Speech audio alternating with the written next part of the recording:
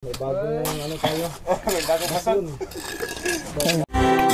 Wow, at ito na nga, naumpisahan na ang bahay ni Kuya Jimboy sa wakas.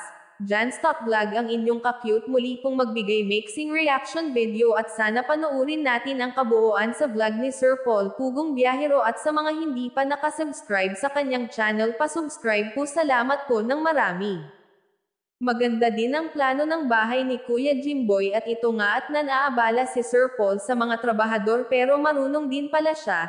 Thank you na lang talaga at may Sir Paul at Tita PB Love sa pabahay at samalo sa maintenance ni Kuya Jimboy dahil lifetime na nga daw itong umiinom ng gamot gawa ng kanyang sakit kaya buti na lang may tulad ni Sir Pugong Biyahero dahilan na nakikilala ng mga may batihing puso na mga sponsor ang mga kapwa nating nasa laylayan ng lipunan.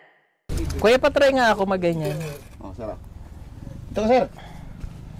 Just call me either. Ay, hindi ganun. Ay! Akala ko. Ha? Hindi pala. Yan kutsara dahil. May naman si Sir Paul. Galing. May bagong ano tayo. May bagong mason. Hindi, dati kasi akong construction. Dating masonorin. Lagyan lahat yung butas. Yan, galing oh. May bagong mason. Bagong mason to, galing ng ano yan. Baka hindi ko makayanan yung ano, singilan nito. Peace.